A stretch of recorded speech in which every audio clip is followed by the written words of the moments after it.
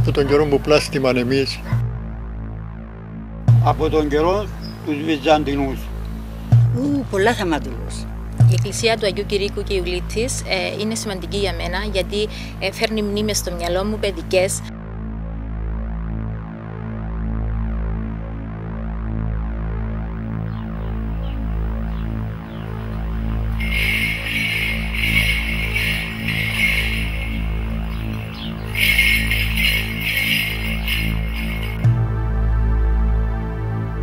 Ταξιδεύοντας κάποιος στα βορειοανατολικά βουνά της Πάφου, βρίσκει κυριολεκτικά κρυμμένο σε μια καταπράσινη χαράδρα το χωριό Λετίμπου. Το πρώτο που κάνει εντύπωση είναι το περίεργο, σχεδόν ξενικό του όνομα.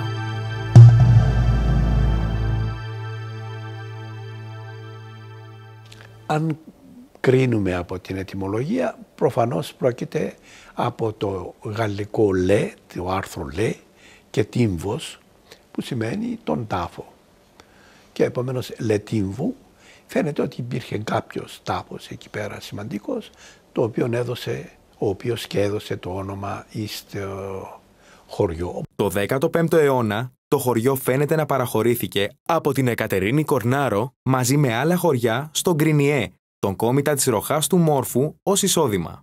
Δεν έχουμε πολλές πληροφορίες για το χωριό. Αναφέρεται στα αρχεία των αρχών του 16ου αιώνα σαν χωριό Λετύμπου, ενώ εξακολουθούσε να υπάρχει και κατά την περίοδο της τουρκοκρατίας, όπως φαίνεται από τα φορολογικά κατάστοιχα της Αρχιεπισκοπής, και στα οποία αναγράφονται οι φορολογούμενοι κάτοικοι των χωριών, του χωριού, όπως γίνεται και με άλλα χωριά της Κύπρου.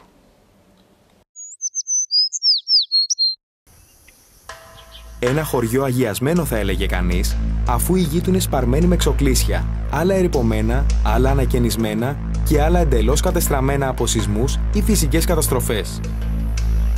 Η κύρια εκκλησία του χωριού είναι ο Άγιος Θεόδωρος, που δεσπόζει στο κέντρο του χωριού.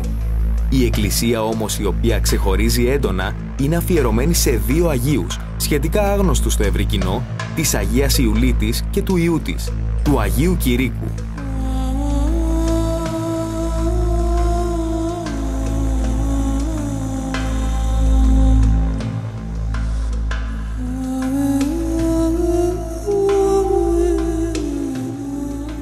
Οι Άγιοι Μεγαλομάρτυρες Κήρυκος και Ιουλίτη κατοίκοντο από το εικόνιο της Μικράς Ασίας. Έζησαν επί Αυτοκράτορος Διοκλητιανού. Ο Αυτοκράτορο Διοκλητιανός είχε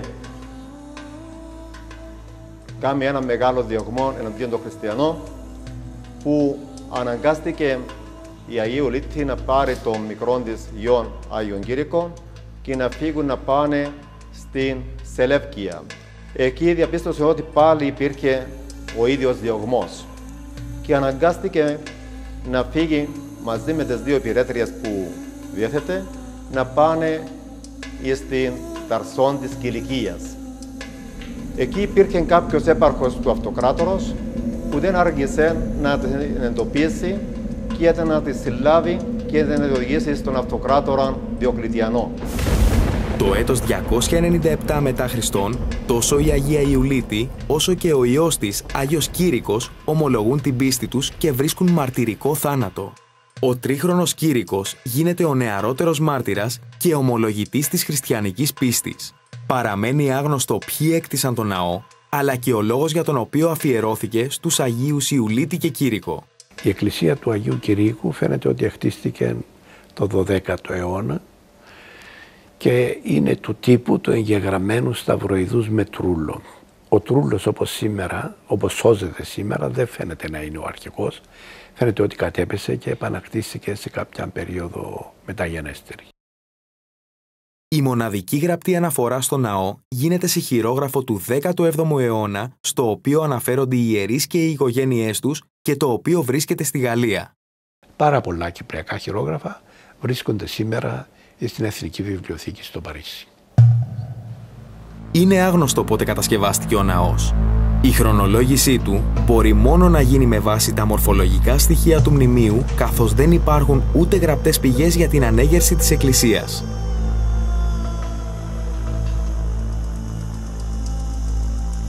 Εκείνο το οποίο προσθέθηκε σε μεταγενέστερο στάδιο πιθανότατα το 1919-17 είναι το εικονοστάσιο, το οποίο είναι φτιαγμένο από γύψο μάρμαρο, και το πρόστεγο μπροστά από την βόρεια πύλη του ναού, είναι σήμερα η κύρια είσοδος. Κατά άλλα διατηρείται η εκκλησία όπως ήταν προηγουμένως, με τον τρούλο βέβαια μεταγενέστερο του αρχικού κτίσματος. Ο σημερινός τρούλος, όπως και ο υπόλοιπος ναός, είναι κατασκευασμένος από πορόλιθους. Καλύπτεται με κεραμίδια και φέρει 4 μικρά στενά οξυκόρυφα ανοίγματα.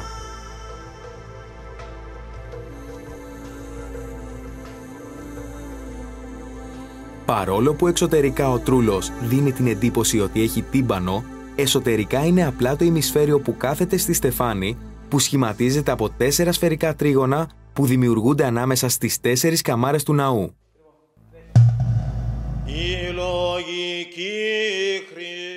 Φαίνεται ότι η εκκλησία διακοσμήθηκε με τοιχογραφίες στις αρχές του 13ου αιώνα, αλλά δυστυχώς ουσιαστικά ελάχιστα σπαράγματα σώζονται, ανάμεσα στα οποία ένα κεφάλι ενός Αποστόλου από την κοινωνία των Αποστόλων και ένας Χριστός στο εσωράχιον του τόξου που ενώνει τον νοτιοδυτικό Πεσό με τον δυτικό τοίχο της εκκλησίας. Οι υπόλοιπες τοιχογραφίες, δηλαδή σχεδόν όλες οι τοιχογραφίες που υπάρχουν, είναι των αρχών του 16ου, γύρω στο 1500 μετά Χριστό. Σήμερα σώζεται ένα μικρό μέρος του εικονογραφικού διάκοσμου του ναού. Τοιχογραφίες εντοπίζονται κυρίως στις 3 από τις 4 καμάρες, στα σφαιρικά τρίγωνα κάτω από τον τρούλο, όπου απεικονίζονται οι 4 Ευαγγελιστές ενώ συγγράφουν τα Ευαγγέλια, και στο ιερό που περιλαμβάνουν. Το τεταρτοσφαίριον της αψίδας, όπου εικονίζεται η Θεοτόκος όρθια στον τύπο της Βλαχερνίδισσας με τον Χριστό σε μετάλλιο μπροστά στο στήθος και τα χέρια υψωμένα, ανάμεσα στους Αρχαγγέλους Μιχαήλ και Γαβριήλ και τους ποιητές που κατεξοχήν ύμνησαν τη Θεοτόκο, τον Ιωάννη τον Δαμασκηνό και τον Κοσμά τον Μαϊουμά. Πιο κάτω, στον κυλινδρικό τοίχο της αψίδας, έχουμε την κοινωνία των Αποστόλων και πιο χαμηλά ιερουργούντες ιεράρχες.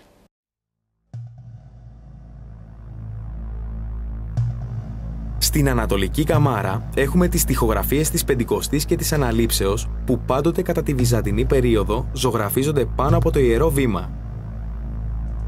Στο βόρειο ήμισυ της Ανατολικής καμάρας παρουσιάζεται στο ένα τμήμα η Ανάληψη και 4 μικρότερες σκηνές από τις εμφανίσεις του Χριστού μετά την Ανάσταση. Από αυτές αναγνωρίζεται μόνο η παράσταση, όπου ο Χριστός εμφανίζεται μπροστά στις μυροφόρες. Την ίδια διάταξη έχει και το νότιο ήμισυ της Ανατολικής καμάρας, όπου στο ένα τμήμα απεικονίζεται η Πεντηκοστή, ενώ στις 4 μικρότερες έχουμε τον Ιωάννη μπροστά από το κενό μνήμα, το Χριστό που εμφανίζεται στο δρόμο προς τους Εμαούς, το Χριστό να μοιράζει τον άρτο στο Λουκά και στον Κλεόπα και τέλος ο Χριστός εν ετέρα μορφή.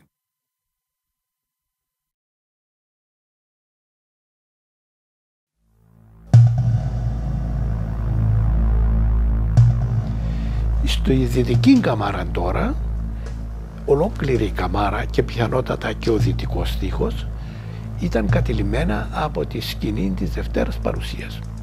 Σήμερα σώζονται Απόστολοι και στα 2 τμήματα της καμάρας, το βόρειο και το νότιο, που συγκλίνουν προς τα δυτικά, όπου πιστεύω ότι υπήρχε ο Χριστός με τη δέηση, τους πρωτοπλάστους και τις σκηνές τις άλλες, τις παραπληρωματικές. Ενώ στη βόρεια καμάρα δυστυχώς έχει καταστραφεί σχεδόν ολοκληρωτικά η τοιχογράφηση. Στη νότια καμάρα υπάρχουν 18 σκηνές, πολλές από τις οποίες είναι αρκετά κατεστραμμένες. Οι 9 στο ανατολικό ήμισυ αναφέρονται στη ζωή του Χριστού και οι 9 στο δυτικό αναφέρονται στην Αγία Άννα και την παιδική ζωή της Θεοτόκου.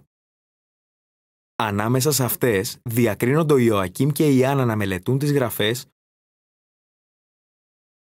ο ασπασμός του Ιωακήμ και της Άννας και η ευλόγηση των δώρων από τους ιερείς. Ενώ πιο χαμηλά στους στίχους έχουμε διάφορους Αγίους που δυστυχώς δεν σώζονται σε καλή κατάσταση. Δεν είναι όλες οι τοιχογραφίες φαίνεται έργων του ίδιου ζωγράφου, αλλά φαίνεται ότι εργάστηκαν δύο ζωγράφοι, ο ένας καλύτερος και ο άλλος λιγότερο καλός.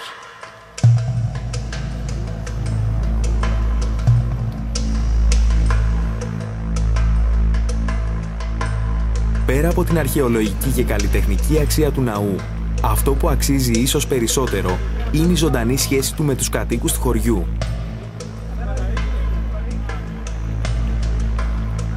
Μαθήσει μου 3 χρονών που με φέρνανε στην εκκλησία και οι γονείς μου και όλα θυμούμαι ότι η εκκλησία τούτη ήταν πολλά παλιά.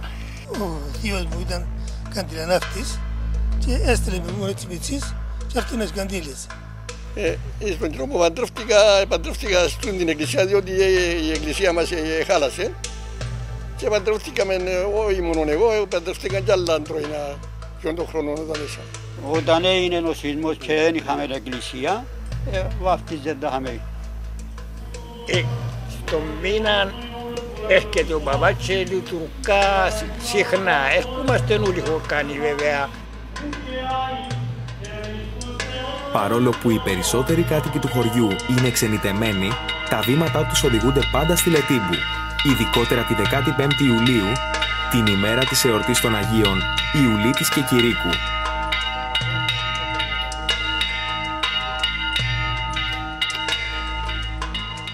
Στις 14 Ιουλίου, στον Εσπερινό, γίνεται και η λιτανία της εικόνας, στην οποία συμμετέχει πλήθος κόσμου, καθώς και ο οικείος Μητροπολίτης. Το πρωί της 15ης Ιουλίου, μετά από την Θεία Λειτουργία, συνεχίζεται η γνωστή καθιερωμένη πανήγυρη στο χώρο γύρω από το ναό.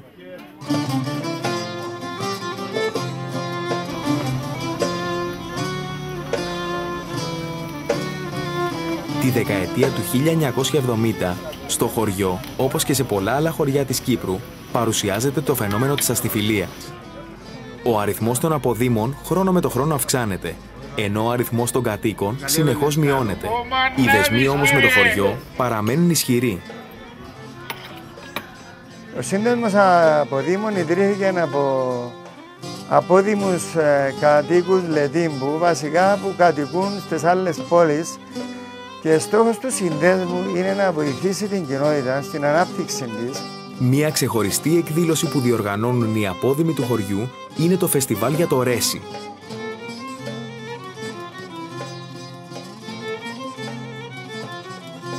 Αυτή είναι ίσως η μεγαλύτερη εκδήλωση που διοργανώνεται στην κοινότητα, όπου πέραν των κατοίκων και των αποδήμων, προσελκύει και ένα μεγάλο αριθμό επισκεπτών.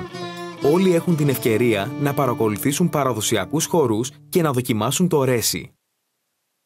Το παραδοσιακό κυπριακό αυτό φαγητό, αν και εκλείπει σιγά σιγά από άλλα μέρη του νησιού, στην Πάφο παραμένει ζωντανό και παρουσιάζεται σχεδόν σε κάθε γαμήλιο τραπέζι.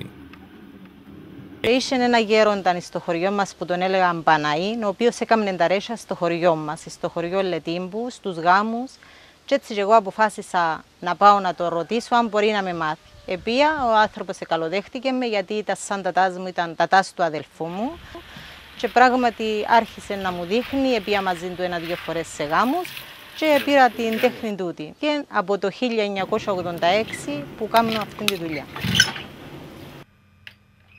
Ένα άλλο παραδοσιακό επάγγελμα του χωριού είναι η εξόρυξη και η επεξεργασία μαρμάρων. Αυτό το δύσκολο επάγγελμα κρατά ζωντανό στις μέρες μας ο κύριος Νεόφυτος. Πιο παλιά, πριν το 1953, εκόφκαμε μαρμαρά με τον Μακαρίνη τον πατέρα μου. Αρχίσαμε περίπου πριν 14-15 χρόνια, ξανά είχα ζήτηση τα μάρμαρα. Ο κόσμος, όσα σπίτια γίνονται αναπαλαιώσεις, ξέρω εγώ, πρέπει να έχουν το πατροπαδράδο των μάρμαρων. Παρά την έβρεση πιο προσοδοφόρων επαγγελμάτων στην πόλη, στη Λετύμπου εξακολουθεί να ασκείται η αμπελοκαλλιέργεια, κυρίως σαν δεύτερη απασχόληση των κατοίκων. Ο τρίγος γίνεται με σύγχρονα μέσα και εκεί όπου η μορφολογία του εδάφους δεν το επιτρέπει, χρησιμοποιούνται τα παραδοσιακά μέσα. Φυσικά, μαζί με την αμπελοκαλλιέργεια, δεν θα μπορούσε να λείψει και η παραγωγή κρασιού και ζιβανίας. Η καλλιέργεια των αμπελιών φύτεψαν πάρα πολλά αμπέλια στη δεκαετία του 70. Το καλοκαίρι που η βλάστηση φυσική είναι ξηραμένη, το αμπέλι είναι όλο πράσινο και σίγουρα δίνει ένα πολύ όμορφο τοπίο.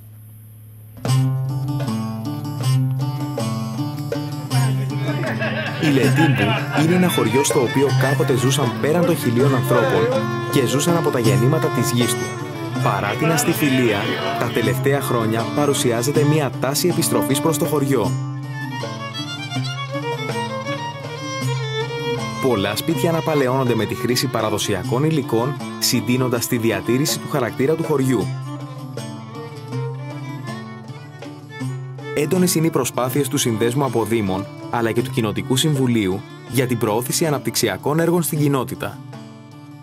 Σαν Κοινοτικό Συμβούλιο, ελπίζουμε να λύσουμε πολλά από τα προβλήματα της κοινότητας. Θέλουμε να κάνουμε νέα κτίρια Κοινοτικού Συμβουλίου, διότι δεν έχουμε, μαζί με τη συνεργασία τους απόδημους, που μας βοηθούν πάρα πολύ για αυτόν τον σκοπό. Το χωριό μπορεί να προσφέρεται, σίγουρα προσφέρεται για αγροτουρισμό, διότι έχουμε πάρα πολύ καλό κλίμα στη Λετύμπου. Είμαστε πίσω από την βουνοκορφή της Τσάδας και έτσι η υγρασία της Πάφου δεν φτάνει στο χωριό.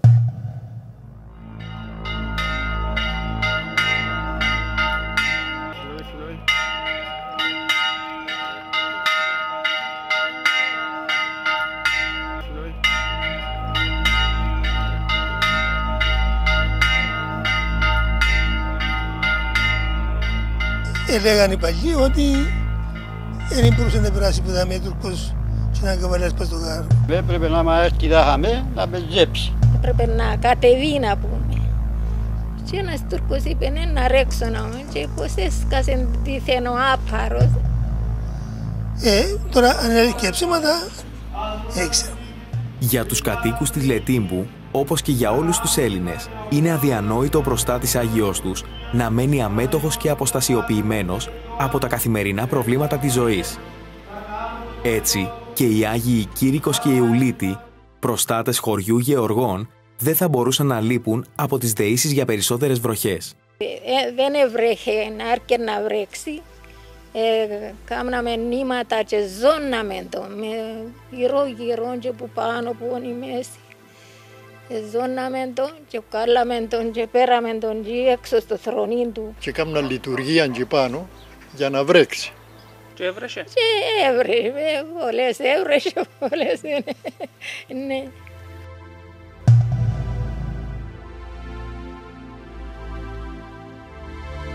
Αυτό το πράγμα με έκανε να είμαι ακόμα πιο κοντά στον Άγιο Κήρυκο και το θεωρώ τον Άγιο μου. Μπορώ να σου πω περηφάνεια που το χωριό μου έχει μια εκκλησία αρχαία. Έχουμε υποχρέωση να τη διατηρήσουμε και να την προβάλλουμε. Νιώθω περήφανος που έρχονται μέσα στο χωριό μου τόσος κόσμος πολλής και έχει όνομα ότι η Λετύμπου έχει τον Άγιο Κήρυκο που δεν έχει πολλές εκκλησίες σαν τον Άγιο Κήρυκο και έρχονται πάρα πολλοί κόσμοι.